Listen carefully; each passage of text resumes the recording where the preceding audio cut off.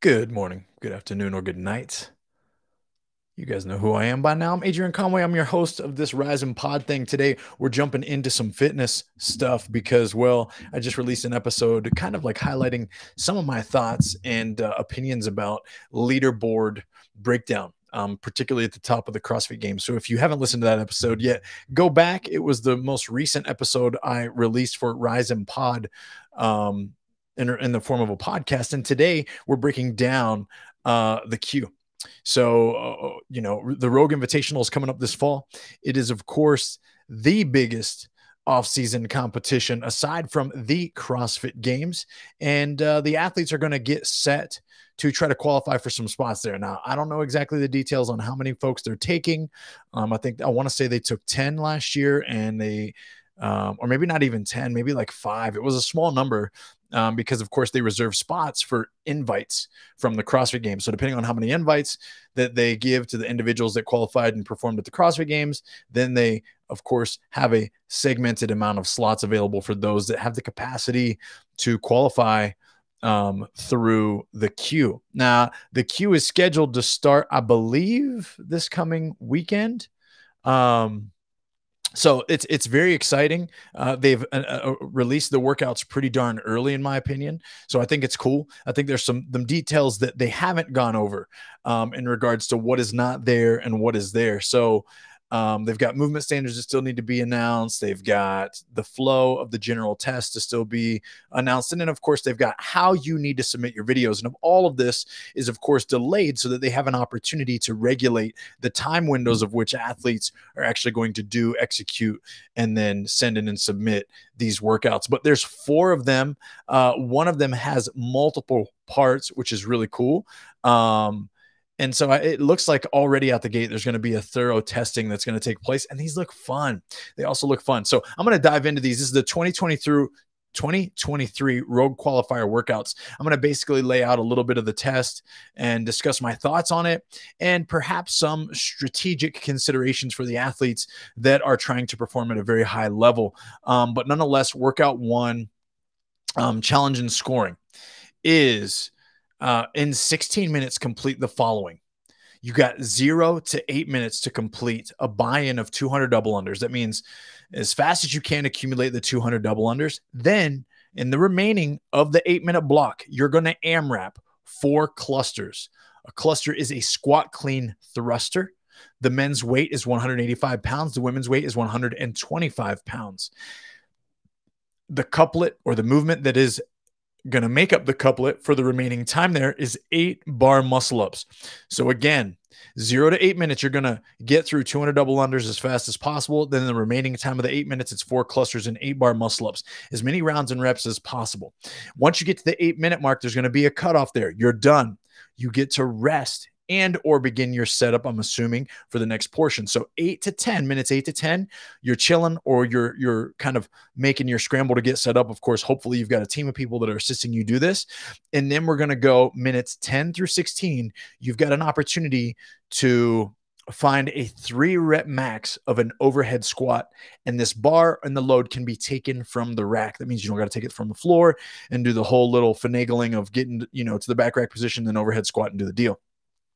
I am a big fan of that, by the way. I love when athletes have to take it from the floor and express that. We've seen that in regionals at the CrossFit Games. We've seen that recently in a local competition that I program for in the Iron Games. In fact, a couple of these Rogue workouts have a very similar flavor to some of these tests, which I'm of course, kind of tickled by. But nonetheless, what a great test. It says that athletes may make as many attempts during the workout as possible to get to their 3-rep max overhead squat. You got to be a little bit aware of how you feel, how you're going to utilize the 6 minutes, and of course have a good idea of where you want to start and what an optimal weight for you to hit would be there. But overall, workout 1, a great test of overall capacity, but also very high stakes on seizing the moment. And I say that because in this first 8-minute triplet, essentially, where you first have to buy in with 200 double unders, is that it starts the test with this automatic form and sense of pressure. And I really love that, because to me, as a sport, when it comes to CrossFit, we want to see those athletes who have the capacity to seize the moment at the highest level. Equal to that is that we don't often like tests or workouts that put such an emphasis on seizing the moment that we don't really also get to see an expression of fitness. To me, this is a nice balance between the two. So you're going to bang out your 200 double unders. I think some things to consider there are, what's a big set for you? Athletes that really have the desire to go to the Rogue Invitational this year and qualify, they're doing these 200 reps unbroken. And if they have a trip up, they have a trip up, but intentionally, they're not really breaking these up too many times other than to save their grip and just think ahead. But they could do 200 unbroken if you ask them to. So depending on where your capacity is, as long as you're efficient with double unders, you might break it up twice intentionally, maybe at 75 reps, maybe at 150 reps, and then finish. Other than that, your goal is to literally get to the barbell and the rig with as much time as you can. Now, these clusters are going to take place, and of course, they're going to be singles. The goal there is to remain smooth. When I look at a load like this at 185, 125, thrustering that load is not going to be a problem for these athletes, especially out of a squat clean, because of the stretch reflex and the rhythm that you can build out of the bottom of that. But once you get through 2 or 3 rounds, that's where the separation will begin in regards to work capacity. So the athletes are going to have more time than they probably realize, right? Probably 5.5 minutes or so minimum to work through this couplet, and the 8-bar muscle ups are going to start to add up quickly, and it's going to actually affect the way that you press overhead, the way that you breathe, and the way that you drive through the bottom of the squat clean. I don't necessarily imagine the pull off the floor being an issue or limitation at all, or the grip really fatiguing much of what you do with the squat clean thruster because of the fact that it's going to be done as singles. But the bar muscle ups will get a little sketchy or a little hairy, for lack of better terminology, hard for a lot of the athletes, even those with the highest capacity, because of the fatigue that the clusters will build. So I love that test. I think that you have no choice but to meet yourself with your. I think it's a beautiful combination of some movements that there's some slight interference, but also the predominant amount of work that's taking place in the cluster is going to be lower body with the transfer of power to the upper body. And then, of course, we're hanging and pressing on the bar muscle up. But it's a great load. It's really a great load selection, and I like the 4 and the 8. Then, of course, you get your rest, and now we're into that 3-rep max overhead squat. I love that we're testing your ability to squat again after clusters and after cyclical bounding in the form of the double unders. I think there's a lot of lower body stamina that can be tested here with this. But of course, then we bring in the ultimate barbell strength measure in the overhead squat. Like, we're testing functional flexibility. And the onus here really has to be on your ability to stabilize the load. Yeah, you're going to be limited, probably some athletes, with their ability to get the load, jerk the load overhead.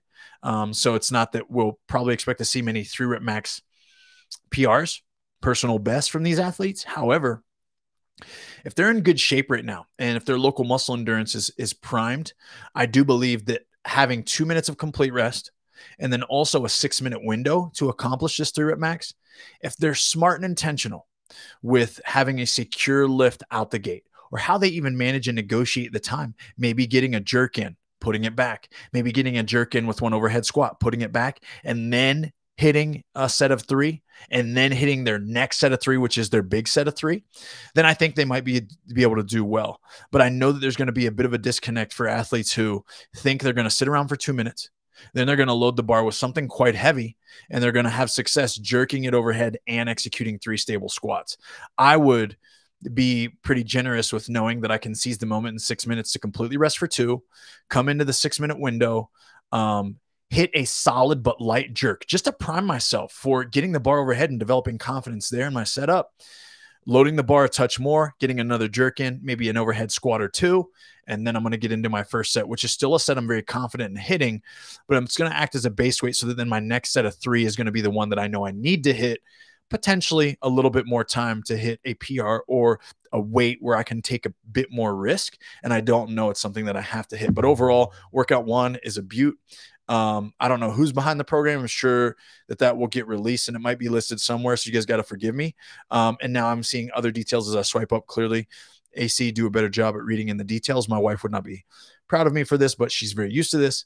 I skip things over when reading all the time, and I try to get like what I'm most excited about or what I think the information is that I need to read. It's a terrible habit. Don't start it. But top 5 men and women are going to receive an invite to the Invitational in person. which I hope to be there. Haven't gotten any word if I'm going to be a part of the event yet or not. But I had a blast last year commentating and covering that from media side with Sean Woodland. So we will see. Nonetheless, workout number 2, folks, is a chipper, and a beautiful one at that. It is 4-time 50-calorie row. I'm assuming clearly it's going to be the same for men and women.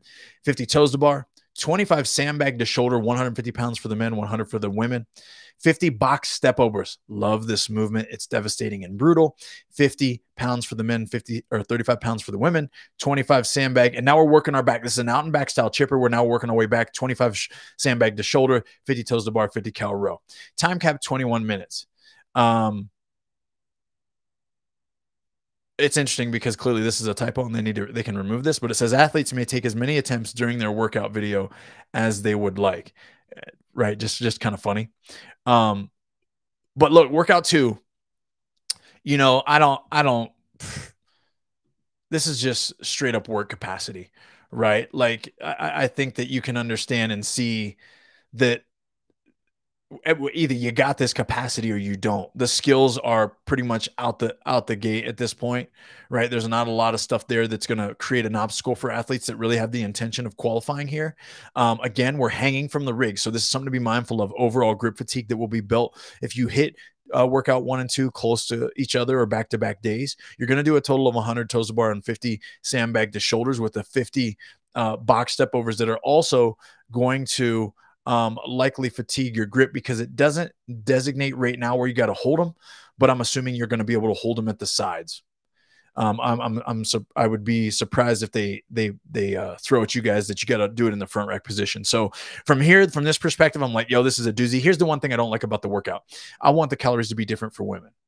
I know there's a lot of back and forth on, our CrossFit community. Our women have continually showed us that there are strength adaptations and strength ways to test and challenge them where they need to be more equivalent to the men. And I think that's true. I think particularly it's true when it comes to like submaximal loads around what would be gauged as like 60 to 70 to 75% of a 1RM and how we cycle them. Things like thruster, highly cyclical, overhead squat, highly cyclical deadlifts. The closer we get to really heavy loads, I think they need to be different. And that's all a different discussion and something different that I've witnessed through coaching hundreds of athletes or thousands of athletes over the years. And of course, following.com and CrossFit, it's about me being entrenched within the community and kind of looking left to right to see what's happening and what's optimal. But we saw this at the CrossFit Games where some of the tests, were different for men and for women because the calories were the same on the ski erg. We're talking ski bags specifically. The women moved the load, but they just took longer on the erg every time.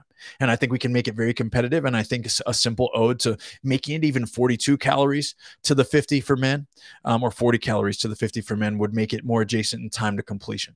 So that's just something that I think about. I think when I look at this, who's going to have the audacity to kind of not come out hard on the rower, but 50 calories is always something where it's like, if you just come out a little bit too fast just to come off and be the first one to toes the bar, typically it just smacks you in the face and it eats you up, right? So I say, like, who has the audacity to row slower is the one that's going to have the advantage.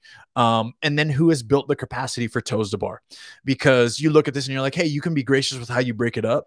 But I can tell you right now that if you get too far behind in a test early, so you go 50 calorie row, 50 toes to bar, and you're already 30 seconds behind someone, and then you can't make up a ton of ground in sandbag shoulder overhead, or I'm sorry, sandbag to shoulder, unless people have blown up, right? So the athletes that did make mistakes on the rower, this is where it's really going to catch up with them on the sandbag, where after like 10 or 15 reps, their heart rate is spiked and they don't want to put their hands back on the bag.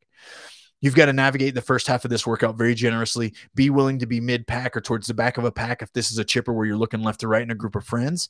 And then you go to work on the sandbag step overs. And I say that because to me, the workout begins when you're about 20 or 30 box step overs in. I'm getting caught up on my words today, so you guys got to forgive me.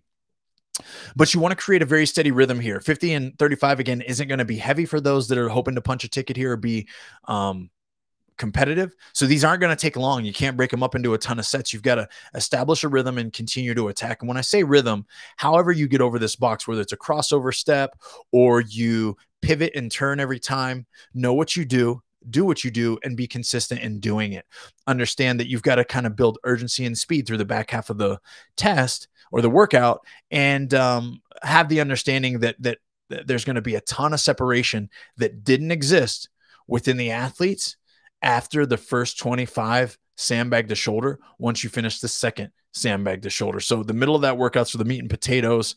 Then you basically hang on for toes to bar and do what you can. And then, of course, it's a very dark place and a lonely one at that for the 50-calorie row that you will need to finish. But this is a great test. I'm excited to see some of my own athletes take this and see how it plays out for them. Let's go ahead and advance on to the next one. Let's open up slide number 3 for workout number 3. This is 3 rounds for time, 50 dumbbell suitcase carry lunge. So that now indicates that the dumbbells have to be at your side. So again, grippy. 20 devil press, 50 and 35 pounds, grippy and hingy, and 3 legless rope climbs. What better way to throw in a legless rope climb? I'm assuming to 15 feet. I'm assuming that you'll be able to jump and not have to do an L-sit and not have to control the lower. That's just my assumption. Details will come out 8:25. But three rounds of this for time.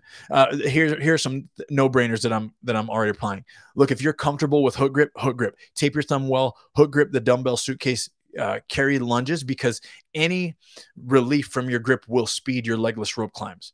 The 50 feet in itself isn't going to be heavy and hard. You're going to be moving quickly through that 50 feet.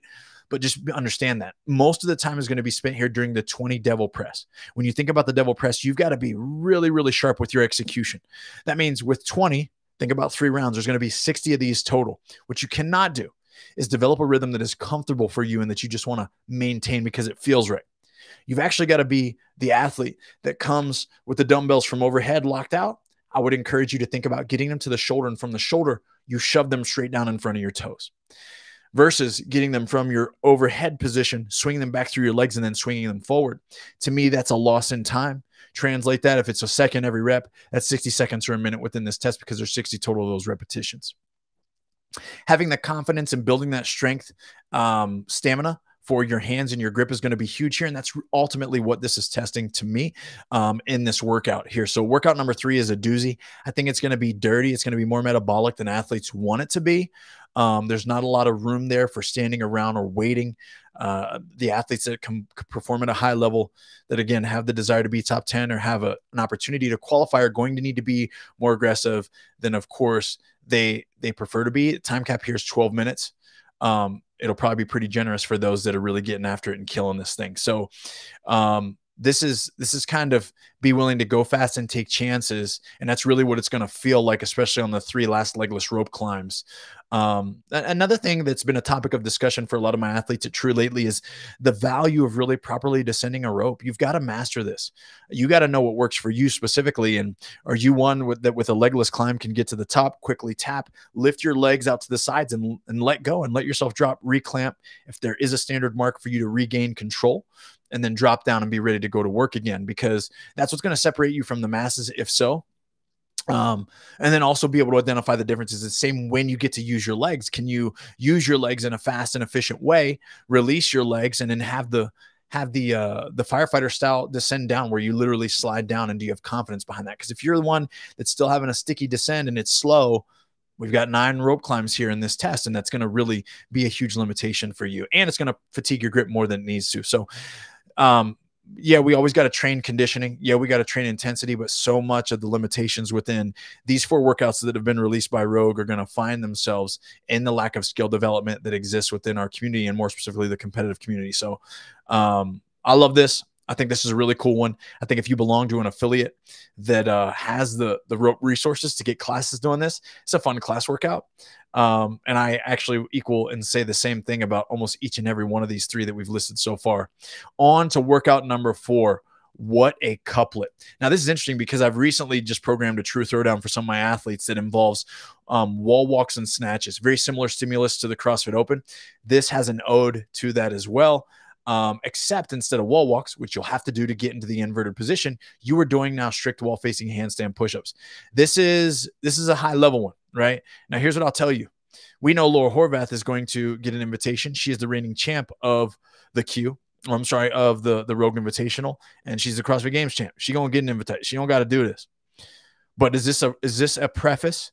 Is this an appetizer for one of the tests that's going to take place at the Rogue Invitational? And if so, is that a problem? We didn't see strict pressing, inverted, um, at the CrossFit Games this year, or a strict dip or anything like that in any form. So, you know, she's the queen. She's the reigning champ, but will this create a limitation for her? And I'm sure she sees a workout like this, like, okay, I'm going to attack this, because that would be smart to do in training, of course, when you're getting ready for an event, to attack some of the qualifiers for that event. But I know she's working on it tirelessly. Nonetheless, is this going to be a problem for you, is the better question. So here's the way the workout plays out: 10, 9, 8, 7, 6, 5, 4, 3, 2, 1, 10 to 1 descending ladder, strict wall facing handstand push-ups. And you're going to do equal amount of snatches at those repetitions. The way this plays out is that you're going to do 10 strict wall facing handstand push-ups and then you're going to come off the wall and do 10 snatches at 135, 95. 135 for the men, 95 for the women. Then you're going to do 9 strict wall facing handstand push-ups, then 9 snatches at 135 for the men and 95 for the women. After those 2 rounds, the weight goes up. So for the rounds of 8 and 7, strict wall facing handstand push-ups, you're going to do 8 and 7 snatches at 185 and 125. Then you're going to do 6 and 5 at 205 and 135. Then you're going to do 4 and 3 at 225 and 155. And then lastly, you're going to do 2 and 1 at 245 and 165. This is a time cap for 18 minutes. I love the way this is written up. I think it's very creative that we only make weight jumps every 2 rounds. I think it's an appropriate amount of volume for the barbell. It equals, it's 55 strict wall facing handstand push-ups. I mean, there's a lot of folks in our community that this isn't really going to be problematic for, but I think about long levered athletes like myself. I got long arms, and this would be a challenge for me. Those first 4 rounds, I've got to navigate in a wise way so that I can move well towards the latter portion. But here's where it equals out, right? Is the loading. And I think it's cool that, hey, you're going to have to hit 11 snatches at 205 and 135. You're going to have to hit 7 snatches at 225 and 155. And you're going to have to finish with 3 snatches at 245 and 165. So if pressing is a limiter for you, hopefully you're strong enough so that you can get off the wall, even if you got to break up some of those handstand push-up rounds early and you get behind, that you have an opportunity to step up and make some plays. But overall, these 4 workouts are going to need to be done, I believe, in like a 3 or 4 day window. Athletes are going to have plenty of time to sit on them, to think about it, to game plan, to strategize now that the workouts are released so far ahead. If you're one of my true athletes, of course, reach out. Let's game plan this thing for you individually. But I just wanted to give my overall run through. I think it's a beautiful thing. We've got some very traditional yet creative workouts that exist here. You know, I love the way workout 1 plays out, which is the one I got pulled up right now on the screen if you're watching this on YouTube. But it's that 0 to 8 minute window where you've got so much happening. 200 dubs is a buy-in. Then you're into that traditional, you know, complementary movement style couplet. Then you're going to hit a little bit of a rest segment, which is fixed for you. And then you're going to get into the heavy lift for this qualifier, which is going to be a 3 rep max overhead squat. Then into workout 2, again, as a summary, it's a chipper. It's a hodgepodge out and back chipper that involves a monostructural modality piece, gymnastics, weightlifting, gymnastics, monostructural piece. You love to see it. And then, of course, we've got a triplet, which is falling directly into our traditional class style format, where it's 3 rounds of something that's going to take anywhere between 8 to 12 minutes. And here it's a great combination. Again, weightlifting and into gymnastics. So again, we're getting plenty of variance here in regards to movements. The lunge is kind of like a squat. We see another unilateral appearance here because we already saw the first one take place in workout 2, and that was the step overs. And then, of course, the outside of the box, quote unquote, devil press that exists, where you're really making a large load travel long distance. And it's a relatively slower cycle rate, but appearing in pretty high volume in this workout. And then workout 4, which is very creative, but another couplet of a gymnastics and a weightlifting. We get an ascending load. It's not light, but for elite level athletes, it's getting to that moderately heavy load. To be cycling it, it's pretty heavy. And to be under the duress of this, what we would categorize as redundant or interfering movement selection, right? So we've got strict wall facing handstand push-ups. That means 10 times you're going to do a wall walk at least, unless you're breaking it up. You'll do more wall walks.